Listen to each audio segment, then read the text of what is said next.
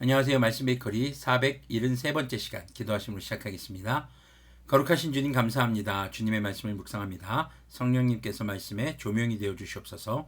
우리 주 예수 그리스도님의 이름으로 기도합니다. 아멘. 네, 오늘 보실 말씀은 에스라 7장 1절에서 28절까지의 말씀입니다. 이런 일들이 지나가고 난 다음이다. 페르시아의 아닥사스다 왕이 다스리던 때에 에스라라는 사람이 있었다. 그의 아버지는 스라야이고 할아버지는 아사랴이며 그 윗대는 힐기야요, 그 윗대는 살룸이요, 그 윗대는 사독이요, 그 윗대는 아이두비요, 그 윗대는 아마랴요, 그 윗대는 아사랴요, 그 윗대는 모라요시요, 그 윗대는 스라히야요, 그 윗대는 우시엘이요, 그 윗대는 붓기요, 그 윗대는 아비수아요, 그 윗대는 비느하스요, 그 윗대는 엘라살이요, 그 윗대는 대제사장 아론이다. 바로 그 에스라가 바빌로니아에서 돌아왔다. 그는 주 이스라엘의 하나님이 주신 모세의 율법에 능통한 학자이다. 주 하나님이 그를 잘 보살피셨으므로 왕은 에스라가 요청하는 것은 무엇이나 다 주었다.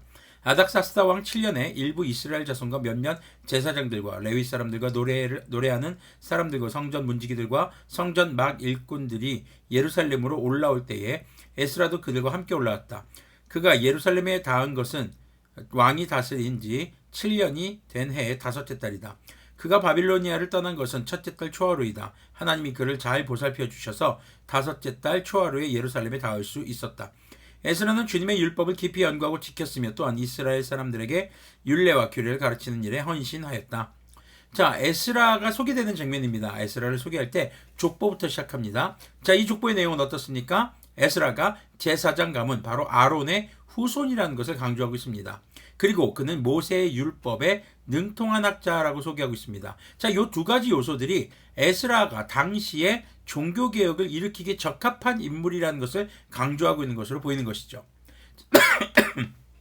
자, 그리고 그런 그를 하나님께서 보살펴 주셔서 아닥사스다 왕이 에스라가 원하는 것은 무엇이나 다 주었다고 기록하고 있습니다. 이것은 그가 자신의 사리사욕을 요구하는 사람이 아니라 하나님의 뜻을 따라 모세를 통해 주신 율법을 지키며 사는 삶을 살고 있었기 때문에 가능한 것이었습니다. 자, 에스라가 포로 귀환 당시에 종교 개혁을 일으킬 수 있었던 새로운 개혁이라는 게 새로운 물결을 일으킨 것이 아니라 다시 말씀으로 돌아가자는 거였거든요. 자, 그가 제사장 가문의 후손이라는 것과 그가 하나님의 말씀을 잘 알았고 그 말씀을 기준으로 삶을 살았다는 것이 바로 종교개혁을 일으킬 수 있었던 배경이었습니다. 그리스도인들이 현대사회를 거룩하게 살아가기 위해서 죄악 투성이의 자신의 삶에서 이제 하나님을 향한 의인의 삶으로 개혁이 일어나야 합니다. 그 조건은 예수님을 믿는 믿음으로 회개하여 주님의 자녀로서 주님의 말씀을 읽고 듣고 배워 삶에 적용하는 삶을 사는 것임을 기억해야 할 것입니다. 이제 주 예수님의 십자가 은혜로 주님의 자녀가 된 우리들은 주님의 말씀을 묵상하는 삶을 통해 거룩한 삶을 살아갈 수 있는 바로 그런 삶의 개혁이 일어나야 하는 것이죠. 11절부터 보면요. 에스라는 제사장이면서 학자이며 이스라엘이 받은 주님의 계명과 율례를 많이 배운 사람이었다. 다음은 아닥사스다 왕이 에스라에게 보낸 칙령을 옮겨 적은 것이다. 자, 우리가 일전에 고레스 왕의 칙령을 읽은 적이 있었죠. 자, 이건 아닥사스다 왕의 칙령입니다.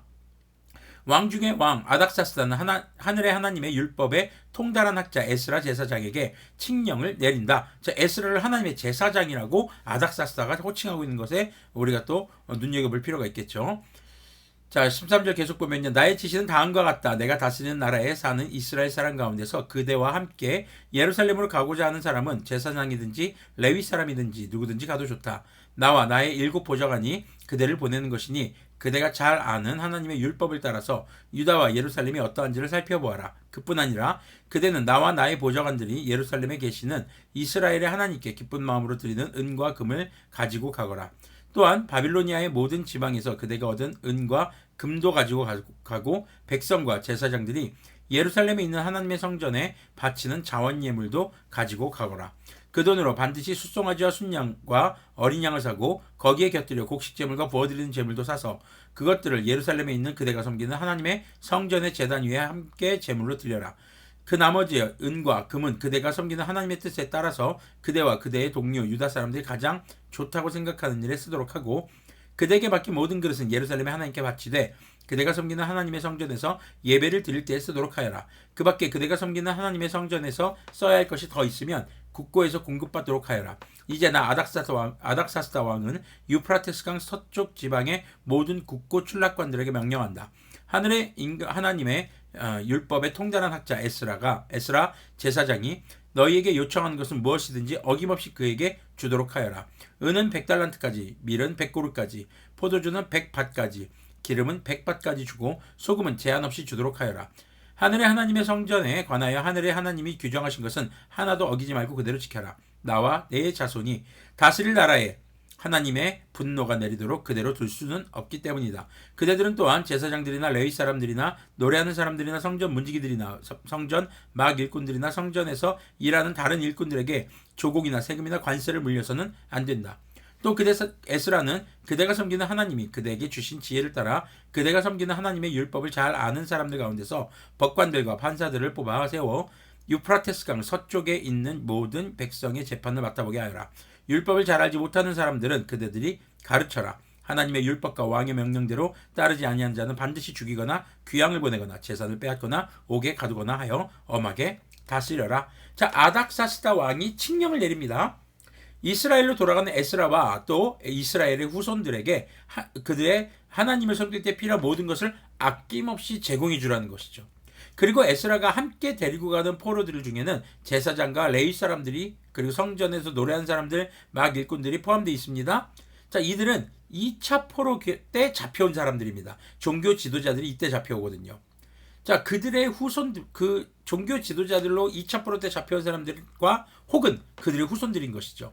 하나님은 예레미야를 통해서 말씀하신 포로에서 70년 만에 돌아오게 하겠다라는 말씀을 신실히 이루고 계신 것입니다.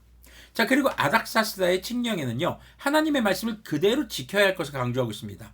게다가 하나님의 말씀을 잘 모르는 자들에게 가르칠 것을 명령하고 계십니다. 이는 흡사 우리 주 예수님의 지상 명령과 비슷합니다. 그렇다고 해서 아닥사스다 왕이 예수님과 같은 존재라는 것은 정말 아닙니다. 다만 이방 왕을 통해서도 하나님의 백성이 거룩하게 살아갈 환경을 열어주신 것이죠. 하나님께서는요, 우리 주 예수님을 통해서 우리가 주님을 예배하고 주님의 말씀을 따라 살아갈 수 있는 구원의 길을 열어주셨습니다. 이것이 주님께서 베풀어 주신 십자가 사랑과 부활의 은혜를 통해 주님을 예배하며 주님의 말씀을 묵상하는 거룩하게 살아가는 삶의 길이 열린 것이죠. 이제는 그렇게 순종하겠다는 그 결심하는 우리의 결단만이 남아있는 것입니다. 27절 계속 보면요. 우리 조상의 하나님을 찬양하여라. 하나님은 왕에게 예루살렘에 있는 주님의 성전을 영원하게 하려는 마음을 주셨다. 나에게 자비를 베푸셔서 내가 왕과 보좌관들과 권세 있는 고관들에게 총애를 받게 하여 주셨다. 주 나의 하나님이 이처럼 나를 돌보아 주심으로 나는 힘을 얻어서 이스라엘 백성 가운데서 지도자들을 불러 모아 함께 예루살렘으로 올라올 수 있었다. 자, 아닥사스다의 칙령을 통해서 주님의 성전을 영화롭게 하고 그들이 주님을 예배하며 주님의 말씀을 따라 살아갈 회복의 길을 열어주신 주님의 은혜의 에스라는 찬양을 합니다. 우리가 우리 주 예수님의 이름으로 회개하며 또 주님의 자녀가 되는 것은 자신의 인생과 또 우리가 속한 교회의 아주 역사적인 종교 개혁에 해당이 되는 것입니다. 바로 죄의 삶에서 의의 삶으로 변화하는 것이죠. 이제 주님께서 열어주신 예배의 길을 주님께서 보내주신 성령님의 인도하심을 따라서 말씀 묵상을 통해 우리 주 예수님과 동행하는 삶을 살아야 하는 것입니다. 말씀 묵상이라는 것은 조용히 생각하는 게 아니라고 했습니다. 하나님의 말씀을 읽고 듣고 배우고 그리고 삶에 적용하는 것이죠. 주 예수님의 이름의 은혜로 시작된 거룩한 삶을 주님 다시 오시는 그날의 언약을 믿고 우리는 지켜가야 합니다. 그것이 주님의 말씀이 우리의 삶에 성취되는 구원의 완성에 이르는 유일한 것임을 기억하시기를 소망합니다. 기도하겠습니다. 거룩하신 주님 감사합니다. 에스라의 말씀을 보면서 주님, 우리가 죄인이었으나 우리 주 예수님의 은혜로 주님을 예배할 수 있는 자격이 주어졌음을 감사합니다. 주님, 이렇게 주님의 은혜로 시작된 구원이 주님 다시 오시는 그 언약이 이루어질 때까지 우리가 믿음을 지키고 말씀을 묵상하고 예배하는 선교자의 삶으로 살아감으로써 주님의 완성된 구원에 동참할 수 있도록 긍휼을 베풀어 주시옵소서. 우리의 삶에 이제 진정한 종교 개혁이 일어나기를 소망합니다. 우리의 정체성을 깨닫고 주님의 자녀로서의 정체성을 세우고 그리고 주님의 말씀을 따라 살아가는 삶으로 주님 앞에 온전한 종교개혁으로 일어날 수 있도록 긍휼을 베풀어 주시옵소서. 우리 주 예수 그리스도님의 이름으로 기도합니다. 아멘. 종교개혁은 다른 것이 아닙니다. 말씀으로 돌아가는 것입니다. 그리고 우리의 삶이 거룩해지는 것임을 기억하는 우리가 되기를 소망합니다.